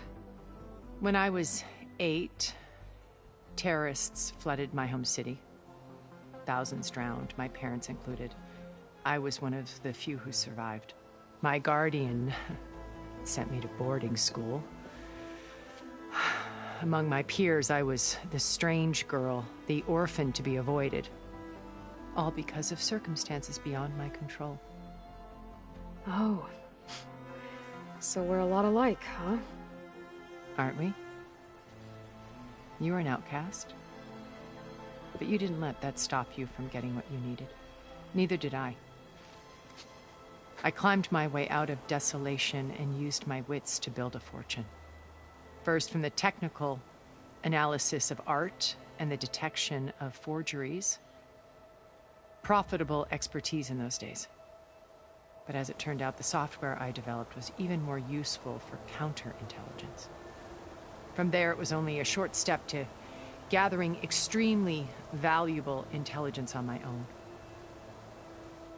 You were a spy? More like a service one could turn to for information. I had to remain anonymous, of course, to protect my privacy.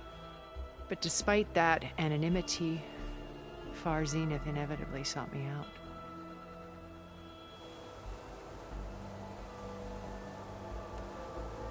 What happened when Far Zenith approached you? They painted an irresistible vision of humanity's future. One where we need not fear illness or death, where we explored the furthest reaches of the stars and thrived. It was only later that I realized that they only intended to bequeath this future to the rich and powerful. By the time I finally figured it out, the walls were closing in, Pharaoh's machines were devouring the Earth. So I accepted Far Zenith's invitation to a berth on the Odyssey. I wanted Liz to come, but she had nobler plans, as you well know.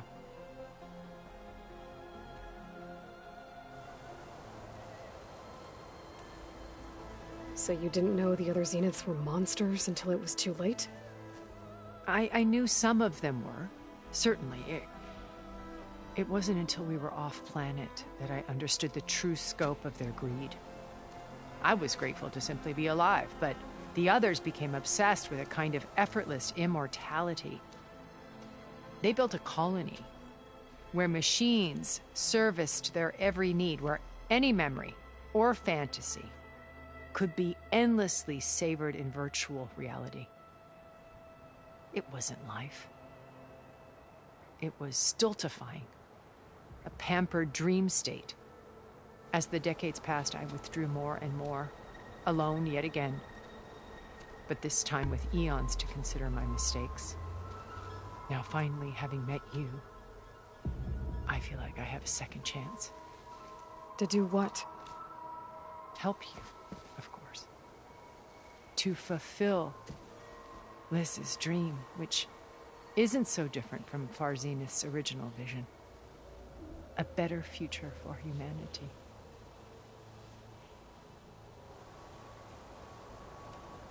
So you knew Elizabeth. What was she like? Liz was everything she was. I see in you. And more. Your ingenuity, your determination, your moral compass. You've managed to distill her greatest qualities and make them your own. I'm not asking about me. Tell me about Elizabeth. What was she really like? The honest answer is that I don't actually know. For all the time that I spent with her, she always kept a part of herself locked away. It was like that from the moment we met.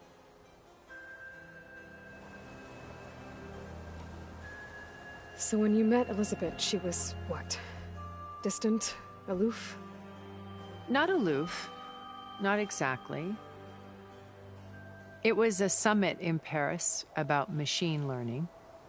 A touchy subject in those days. Because regulatory authorities were just starting to clamp down on AIs. Liz gave the keynote address. She had already achieved great renown for her work in automated environmental reclamation. But in her address, she was just starting to imagine the next step. An AI-driven system that wouldn't just act on its programming, but actually take responsibility for its sphere of influence. To care about life. Not just follow orders. Revolutionary stuff. I was fascinated. And I wanted to meet her for a long time. I watched her after her talk. She had spoken with such moral authority, such empathy. But after that, she retreated. I could tell she felt uncomfortable with all of her admirers. It was as if giving the talk had cost her something. I didn't want to be a pest, so I planned my approach carefully.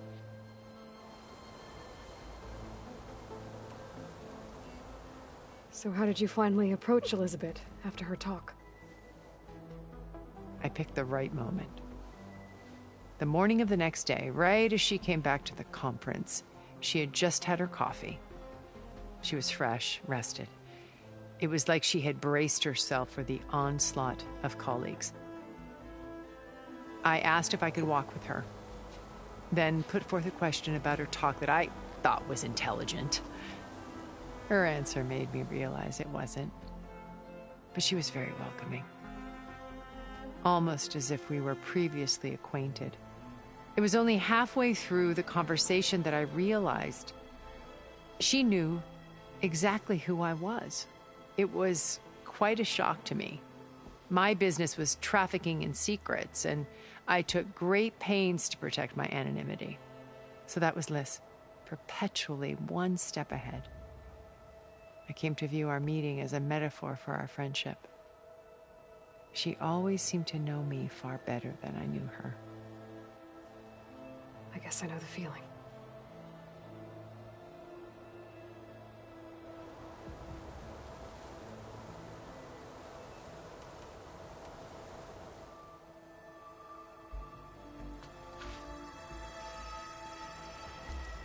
First Varl. Now Hikaru and the Tenakth. Your plan would wipe out an entire tribe. There has to be another way. We are in an admittedly desperate situation, but I assure you there isn't. Remember Zero Dawn. Elizabeth's sacrifice. Sometimes many have to die for a new world to grow.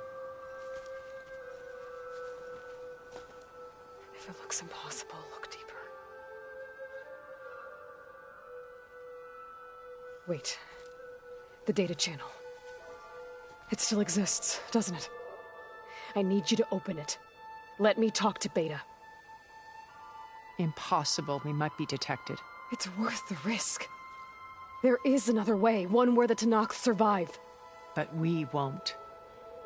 If the others... If you want to help, open it.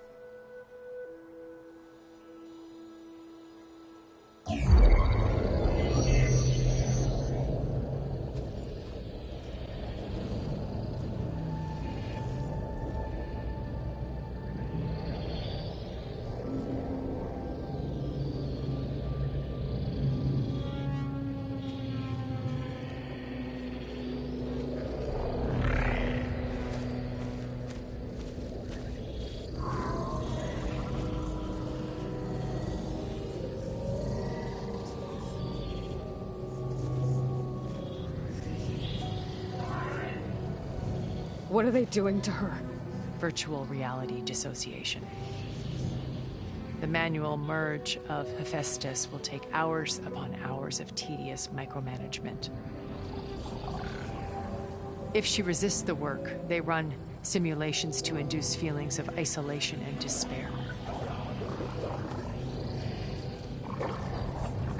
Beta, can you hear me?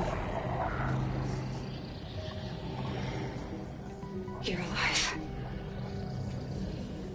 They're watching me.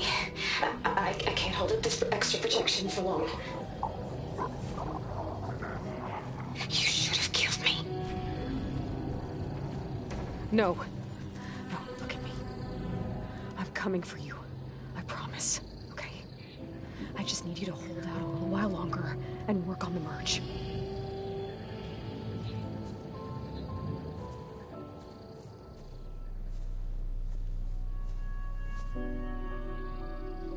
Then I think it can be done. I'll contact again when it's time. Can you hold on? As long as I know you're coming for me, I can endure anything.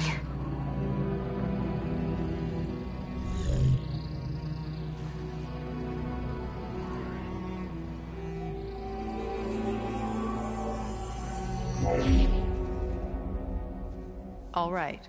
I did as you asked. Now I think you need to tell me what you're planning. I'm going to take Silent's army away. I don't need it. Only the weapon he made to penetrate your shields. And how do you propose to get it? Ask him nicely? Without Regala and her rebels, he won't have a choice. We'll be his only option.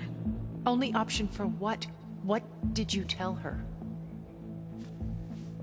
That is between me and my sister. Will be Silent's only option for crashing that base. I'll tell you the rest later. But first, there are a couple of things I have to do. Oh. And what are those? Lay my friend to rest. And then I'm going to use the override that Beta gave me at Gemini to put an end to Regala's rebellion. From the air. Wait. Since you insist on doing things your way, I know of something that will truly help you make a grand entrance with the Tenakth. The ancient Horus Titans still possess electromagnetic energy cells as part of their arsenal. Drop one of those on Regala's army and they'll receive quite a surprise.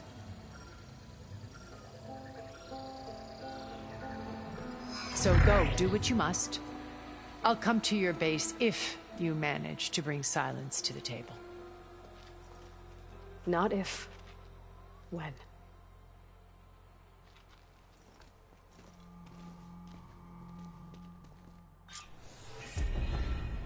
Erend, are you there? Aloy! Aloy, is that really you? Yeah, it's me. Where's everyone else? We're all... We're back at base. What happened? It might be easier to explain in person. I'll try to join you there when I can. Okay. We'll wait here for you. It's good to hear your voice, Aloy.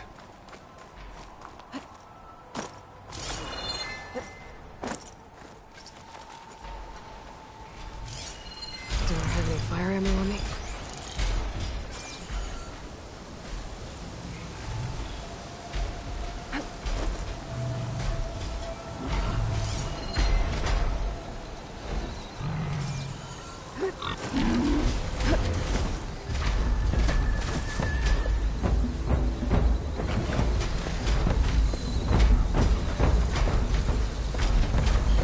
Just to let you know, I'm now patched into your focus network. Great. I take it the other Xenos can't hear us? Of course not. They don't know about your base either, in case you were wondering. I've sent you data on the Horus energy cells you can use against Regala's forces. Reach out to me